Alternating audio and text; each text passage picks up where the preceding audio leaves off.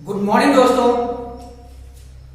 पिछले वीडियो में हम लोगों ने पढ़ा था इंट्रोगेटिव सेंटेंस को हम इनडायरेक्ट में कैसे बदलते हैं। तो आज हम लोग इस वीडियो में इंपरेटिव सेंटेंस के बारे में पढ़ेंगे।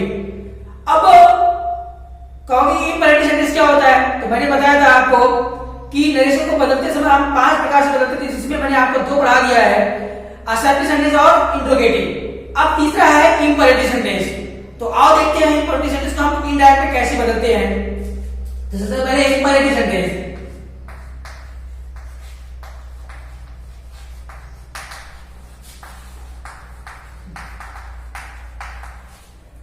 Imperative sentence. तो दोस्तों पहले इंपरेटिव सेंटेंस होता क्या है कि हम पहचानें कैसे कि इंपरेटिव सेंटेंस ये वाक्य में इंपरेटिव सेंटेंस है। तो दोस्तों पहले बता दूं कि वाक्य में हमें रिपोर्टेड जो स्पीच होता है उसमें हमें सबसे पहले तो वह मेन वर्ब से वाक्य शुरू होता है। किससे शुरू होता है? मेन वर्ब से। और उस वाक्य में परामर्श, आदेश और सलाह, परामर्श, सलाह, आदेश और रिक्वेस्ट का भाव प्रकट हो, प्रार्थना का भाव प्रकट हो, तो ऐसे वाक्य को हम क्या करते हैं? इंपरेटिव सेंटेंस करते हैं। कैसे? जैसे sit down, please give me pen. Sit down मतलब बैठ जाओ, मतलब आदेश दे रहा है। Please give me your pen, तुम अपनी कलम, कृपया मुझे तुम अपनी कलम दो। तो ऐसे वाक्यों का जब भाव प्रकट होता है तो ऐसे वाक्यों को हम क्या कहते हैं? इंपरेटिव सेंटेंस कहते हैं। तो आप लिख सकते हो ऐसे कि यदि वाक्य में आदेश, परामर्श, सलाह का भाव प्रकट हो तो ऐसे वाक्यों को हम इंपरेटिव सेंटेंस कहते हैं। और इस वाक्य में जो कर्ता यू होता है, कर्ता यू छिपा रहता है। तो दोस्तों इसमें सबसे पहले नियम होता है, रूल होता है। जो इसका रूल है, इसमें आप रूल में लिख सकते हो कि यदि रिपोर्टेड स्पीच से सलाह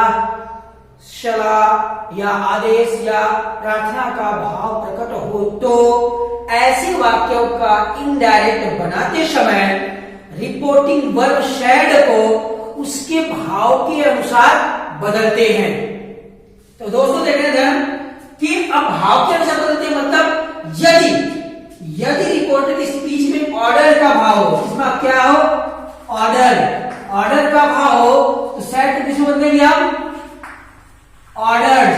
किसे बदलेंगे आप? ऑर्डर्ड में। अगर इसी जगह रिक्वेस्टेड का भाव हो, रिक्वेस्ट का भाव हो, तो हम किसे बदलेंगे?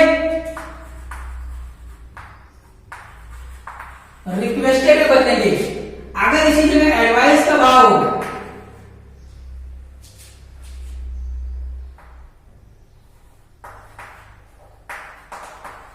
एडवाइस का भाव हो, तो वहां पर किसके बदलेंगे? एडवाइस में बदलेंगे। कहने का मतलब हमारा है दोस्तों कि जब रिपोर्टेड स्पीच से में अगर ऑर्डर मतलब आदेश का भाव प्रकट हो तो रिपोर्टिंग वर्ब शैड को इसको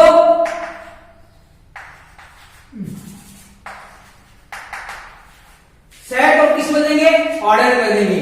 अगर रिक्वेस्ट का भाव है तो रिक्वेस्ट का भाव है तो रिक्वेस्टेड में। अगर एडवाइस का भाव हो तो एडवाइस में बदलेंगे। ध्यान देना दोस्तों, कहने का मतलब मैंने नियम बताया कि यदि रिपोर्टेड स्पीच में ऑर्डर का भाव प्रकट हो, मतलब आदेश का भाव प्रकट हो, तो रिपोर्टिंग वर्ब जो होती है उसको हम किससे बदलेंगे?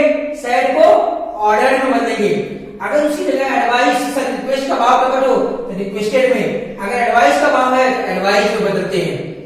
और इसके बाद जो कॉमा इनवर्टेड कॉमा होता है उसको हम हटाकर क्या लगाते हैं? कंजक्शन के रूप में टू का प्रयोग करते हैं। किसका प्रयोग करते हैं? टू का प्रयोग करते हैं। कंजक्शन के रूप में किसका प्रयोग करते हैं? टू का प्रयोग करते हैं। तो आओ उसको हम एग्जाम्पल के माध्यम से देखते हैं। उसको एग्जाम्पल के माध्यम से देखते हैं। जैसे ही said to me work hard. ध्यान देना दोस्तों, ही सेड टू मी, उसने मुझसे कहा था, उसने मुझसे कहा था कि वर्क हार्ड, कठिन परिश्रम करो। कहने का मतलब अब यहाँ पे दोस्तों यह जो हुआ है वह मुझे क्या दे रहा है, वह मुझे क्या दे रहा है, एडवाइस दे रहा है, सलाह दे रहा है, हमें सलाह दे रहा है कि तुम्हें कठिन परिश्रम करना चाहिए, मतलब करो, तुम कठिन परिश्रम करो।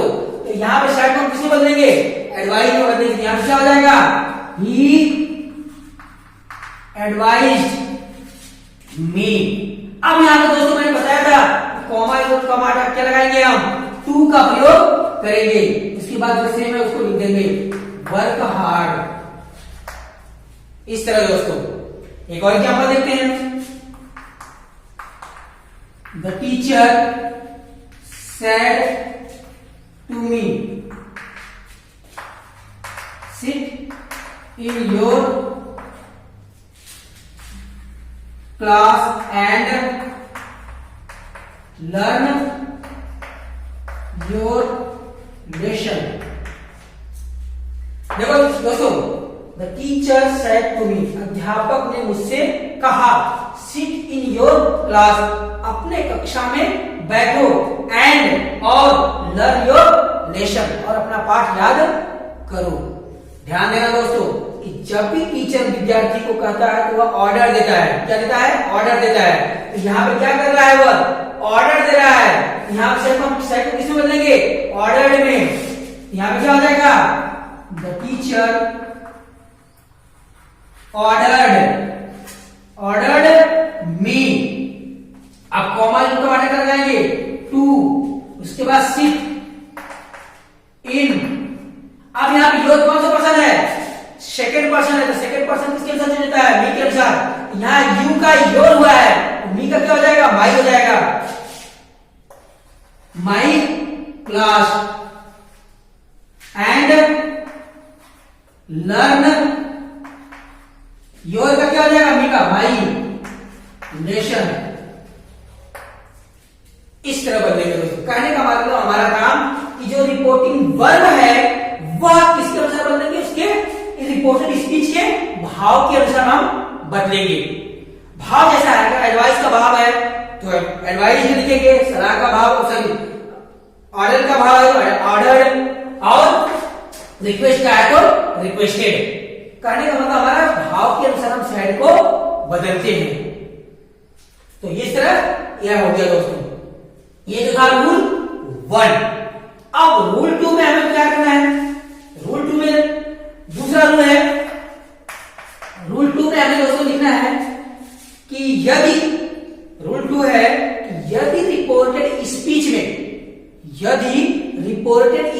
में डू नॉट आए तो ऐसे वाक्यों का इनडायरेक्ट बनाने के लिए दो विधियां हैं। कितनी विधि है, दो विधि है। अगर वाक्य रिपोर्टेड स्पीच में डू नॉट आता है तो उसके बदलने के दो विधियां हैं। तो पहली विधि यह है कि जब डू नॉट आता है तो रिपोर्टिंग वर्ब शैड को हम किसी बदलते हैं, फॉरवर्ड में, और जो कमा होता है उसको हटा करके हम क्या लगाते हैं, टू लगाते हैं। लेकिन इसमें डू नॉट को हटा देते हैं, और उसको हम एग्जांपल के माध्यम से देखते हैं तो अच्छी तरह समझ में आ जाएगा। उसको देखते हैं।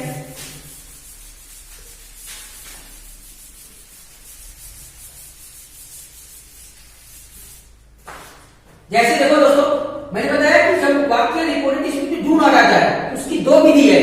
तो पहली विधि मैं बता रहा हूं, तो उसको एग्जांपल के माध्यम से ध्यान देखो। जैसे he said to me, comma, do not abuse anyone। ठीक, ध्यान देना दोस्तों। अभी मैंने बताया कि जब वाक्य में क्या है, डू नॉट, मतलब डू नॉट आता है तो उसकी दो विधि है। पहली विधि है कि जब वहां डू नॉट आता है, सेड को हम किसमें बदलते हैं, फॉरवर्ड में। सेड को हम किसमें बदलते हैं, पहली विधि में है दोस्तों, सेड को हम किसमें बदलते हैं, फॉरवर्ड में बदलते, पहली विधि में दोस्तों। जब फॉरवर्ड में बदलते हैं क्या हो जाएगा, ही फॉरवर्ड मी। तो जब ध्यान देना दोस्तों कि जब हम रिपोर्टिंग वर्ब में फॉरवर्ड लिखते हैं तो इसका जो हम इधर बनाते हैं डू नॉट दोनों हट जाता है। ये जो दोनों है ये दोनों हट जाएगा तो यहाँ पे क्या लग जाएगा 2। इसके बाद ये दोनों हटा करके हमें क्या लेना है 2 abuse anyone। कहने का मतलब दोस्तों था कि हमारा कि डू नॉट आता है तो उसकी दो विधि की पहली विधि में हम इसको डू नॉट को पूरा हटा देते हैं, पूरा हटा देते हैं और कॉमा इनको हटा लगा देते हैं 2 और बाकी सेम लिख देते हैं फॉर्मेट लिखेंगे तो। लेकिन अगर दूसरी जो विधि है उसमें हम क्या करते हैं उसके भाव के अनुसार, जो ये तो पहली विधि थी, अब दूसरी विधि जो बताने जा रहा हूं मैं उसमें यह है कि जब डू नॉट आता है इसी वाक्य को मैं तुझको बता रहा हूं इसी में दूसरी विधि से दोनों तरह से ही है। तो दूसरी विधि क्या है कि हम इसके जो रिपोर्टेड स्पीच है इसके भाव के अनुसार बदलते हैं। ये जो इसका है इसके भाव में यहाँ पे क्या कर रहा है ही सेड टू, उसने मुझसे कहा डोंट एब्यूज एनीवन, किसी एक को भी गाली मत दो। यहाँ पे क्या कर रहा है वह एडवाइस दे रहा है, सलाह दे रहा है किसी को गाली मत दो। सेड को किसी बदल देंगे एडवाइस में, एडवाइस मी। तो अब यहाँ पे ध्यान देना दोस्तों, यहाँ पे फॉर्मेट लिखा था तो कॉमा को 2 लगाया था लेकिन ये दोनों को हटा दिया था। लेकिन इसमें क्या करेंगे हम कि हम नॉट को रखेंगे, नॉट 2 केवल डू हटेगा, केवल डू हटेगा, नॉट यहाँ पे आ जाएगा 2 हो जाएगा, उसके बाद 2 लिख देंगे हमसे। ध्यान देना दोस्तों, ये दूसरी बात, ये पहली विधि है ये दूसरी विधि है, दोनों में से कोई एक करो तो सही है। अगर फॉर्मेट से करोगे तो आपको डू नॉट दोनों हटाना पड़ेगा, अगर उसके भाव के अनुसार बदलोगे तो डू को हटाओ नॉट को लिखो वो भी 2 से पहले। है समझे? कहने का हमारा मतलब दो विधि, हम दो विधि से बना सकते हैं। पहली विधि है कि फॉर्मेट लगाएंगे सेट के साथ में तो डू नॉट दोनों हटाएंगे। अगर हम भाव के अनुसार बदलने हैं इसके भाव के अनुसार तो हम केवल डू को हटाएंगे, नॉट को 2 से पहले लिख देंगे और इसमें कोई परिवर्तन नहीं है। आया समझे? तो आई होप आप लोग को समझ में आया होगा। तो इस तरह यह होगी दूसरी विधि, इस तरह हो गया दूसरी विधि। अब तीसरी विधि है इसमें कि तीसरी विधि है कि जब रिपोर्टेड स्पीच में, तीसरी विधि है, तीसरा रूल यह है कि जब रिपोर्टेड स्पीच में प्लीज, काइंडली या सर आता है तो ऐसे वाक्यों का इनडायरेक्ट बनाते समय हम रिपोर्टिंग वर्ब को रिक्वेस्टेड में बदलते हैं और रिपोर्टेड स्पीच में आए हुए सर, प्लीज, काइंडली को हटा करके कंजक्शन के रूप में 2 लगा देते हैं। बाकी इसी तरह करते हैं। तो आओ उसको हम एग्जाम्पल के माध्यम से देखते हैं।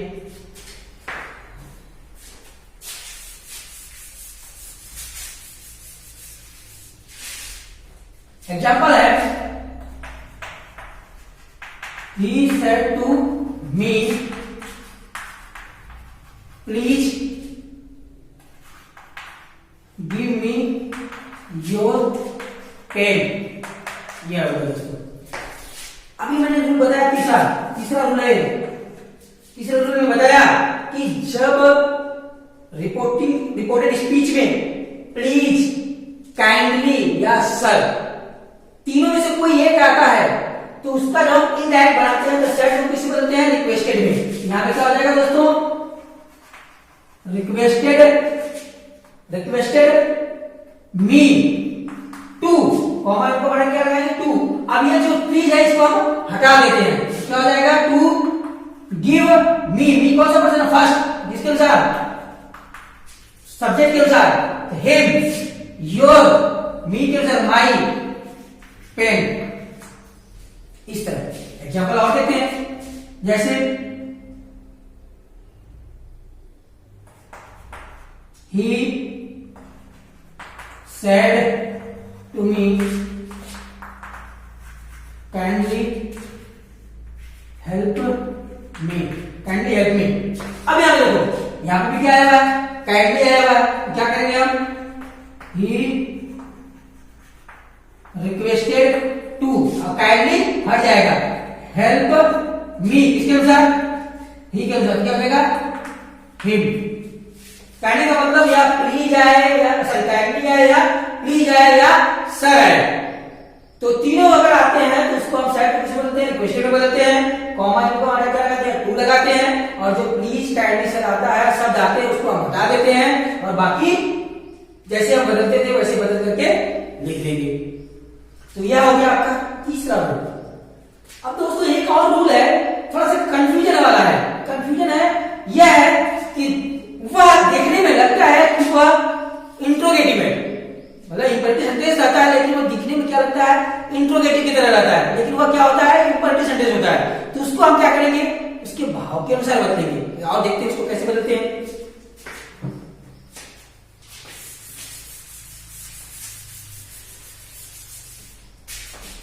देखो जैसे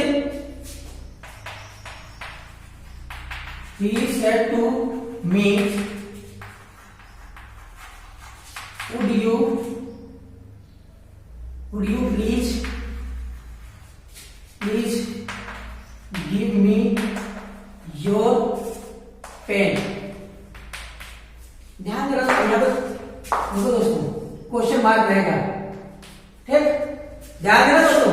he said to me, उसने मुझसे कहा कि would you please give me your pen, क्या तुम कृपया मुझे अपनी कलम दोगे, या ऐसे कह सकते हो क्या कृपया तुम मुझे अपनी कलम दोगे। या कहने का मतलब देखो यहाँ पे किसे है, वुड से स्टार्ट है, वुड से भी स्टार्ट होगा तो क्वेश्चन वर्ड होता है, क्वेश्चन मार्क होता है।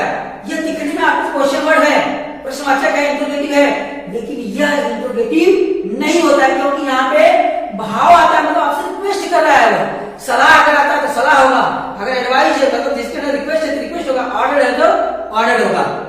मतलब दिखने में लगता है प्रश्नवाचक लेकिन वो प्रश्नवाचक नहीं होता है, वो क्या होता है, इंपरेटिव सेंटेंस होता है। यहाँ पे यह क्या है, इंपरेटिव सेंटेंस है।